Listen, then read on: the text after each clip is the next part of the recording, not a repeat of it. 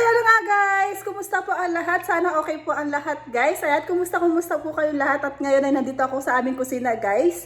Bakit? Kasi magluluto po ako ng aking palabok guys. Ayan, second timer kong magluto ng aking palabok guys. Ayan, sana magustuhan nyo po ang aking recipe ulit.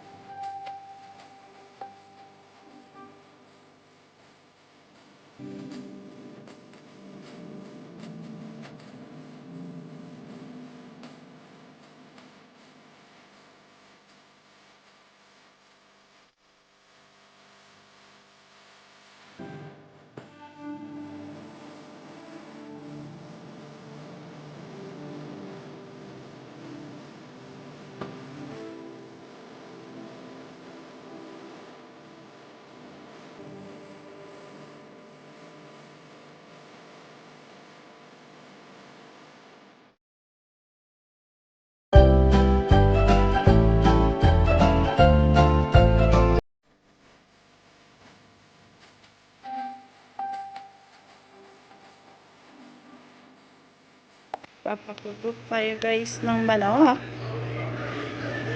At nilagyan ko na siya ng salt and pepper. Ayan na nga guys, lutuin natin yung garlic hanggang sa maging golden brown siya kasi gagamitin natin siya mamaya pan-topping sa ating palabok.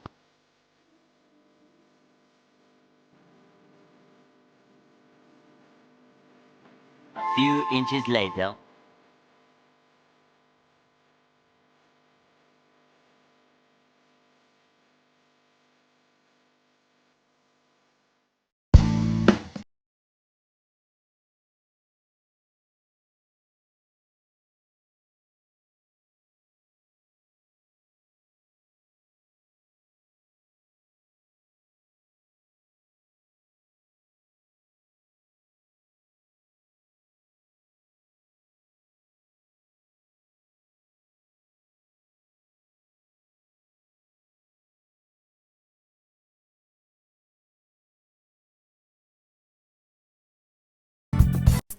Yan na guys, i-fry din natin yung chicken na pinakuluan natin kanina. Ayan, hinihiwa-hiwa ko siya ng small para ipanlagay natin siya sa toppings natin mamaya sa palabok.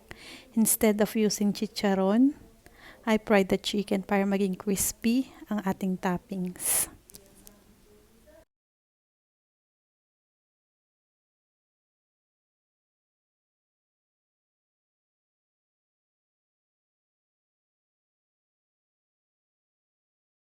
Fried din natin siya guys, like ng garlic. Kailangan natin siyang maging golden brown. Yan, magiging crispy siya pag naging golden brown siya.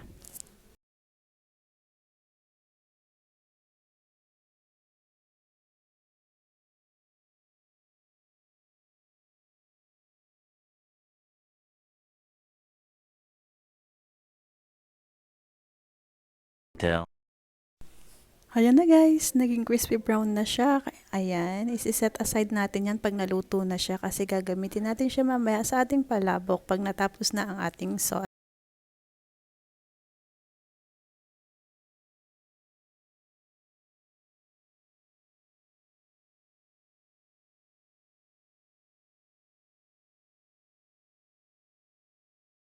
Guys, mag-i-start na tayo maggisa ng ating bawang at sibuyas para sa ating sauce sa palabok.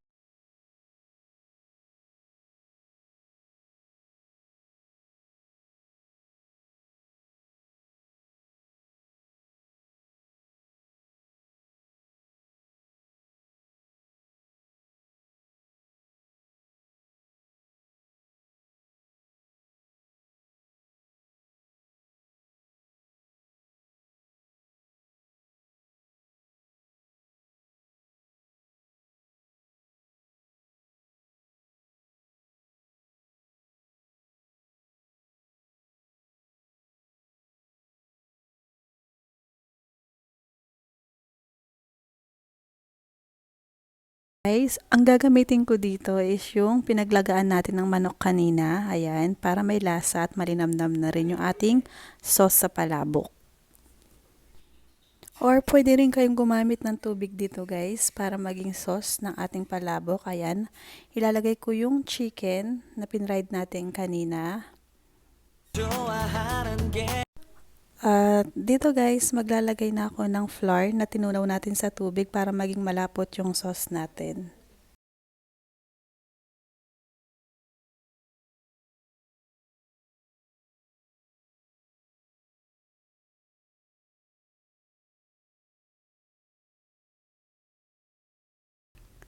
At dito guys, maglalagay na ako ng food color, yung yellow. Konti lang, na magsakto lang na magkulay ang ating sauce.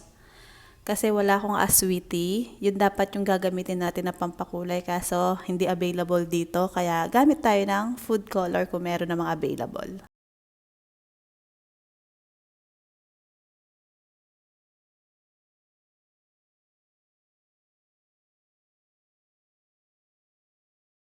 Ayan guys, halo-halo lang. Tapos mag-a-add tayo dito ng salt and pepper, a little bit of sugar, at saka a little bit of Ajinomoto, at saka half of chicken cube.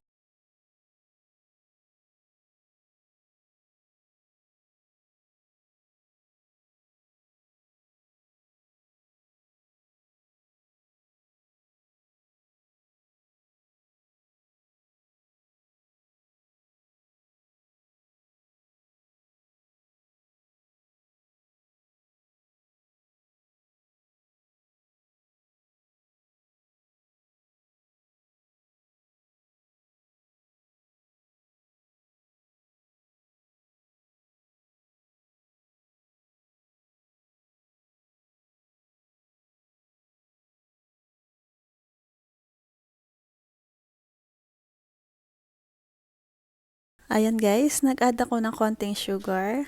Ayan. And intay natin siya hanggang sa maging malapot siya guys. Yung texture niya, dapat maging malapot siya. Once na nilagay na natin siya sa ating sotanghon. Ayan. In few minutes, ready na siya guys and ready to serve.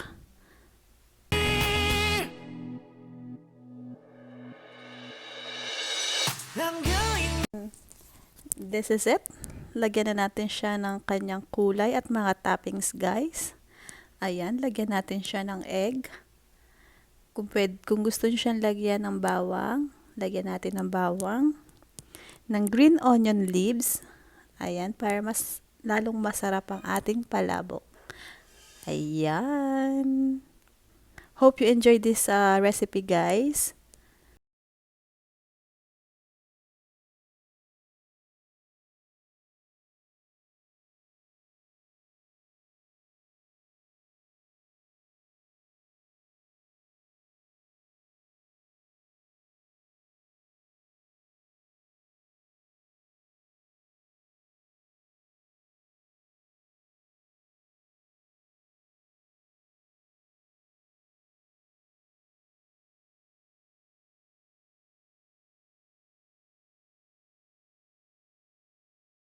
At ayan, ready na ang ating palabok, ready to eat.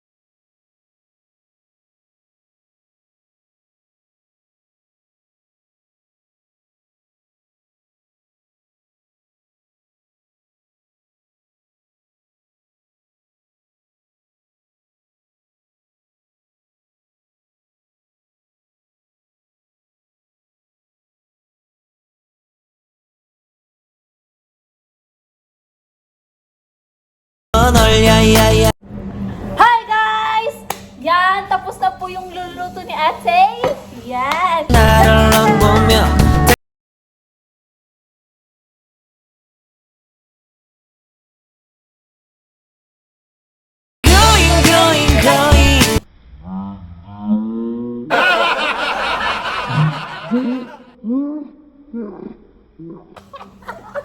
At yan na nga guys, at hindi matatapos tong video sa to guys, sa aming kalokohan. At yan na nga guys, natatapos ang aking video guys, ang aking palabok at ang aming mukbang na magkapatid. Ayan.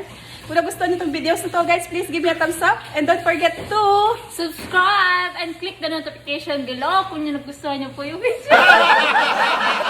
nabulong na. Yan na.